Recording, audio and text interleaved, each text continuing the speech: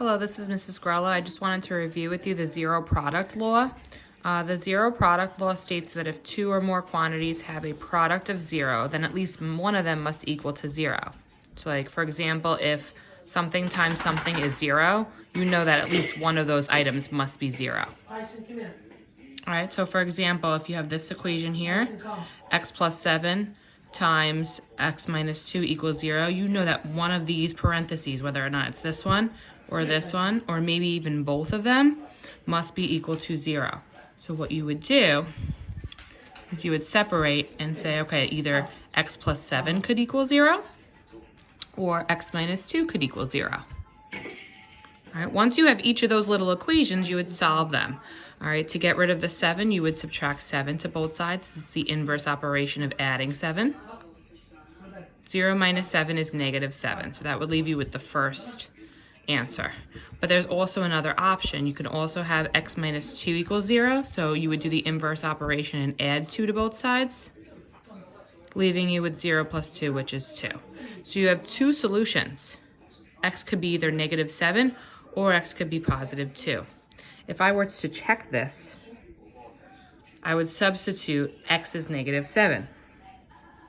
So negative 7 plus 7, and then negative 7 minus 2. Negative 7 plus 7 is 0.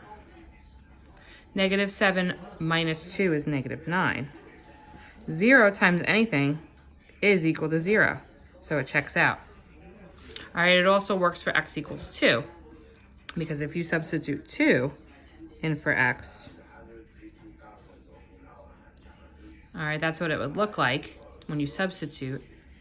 2 plus 7 is 9. 2 minus 2 is 0. Okay, 9 times 0 is definitely 0, so it checks out as well. All right, so both answers are actually solutions. All right, if you take a look at problem C, it's very similar to problem A. Again, you have a product that equals 0, so you know at least one of the terms in the product must equal 0. It could be both. So what you do is you set both expressions equal to 0.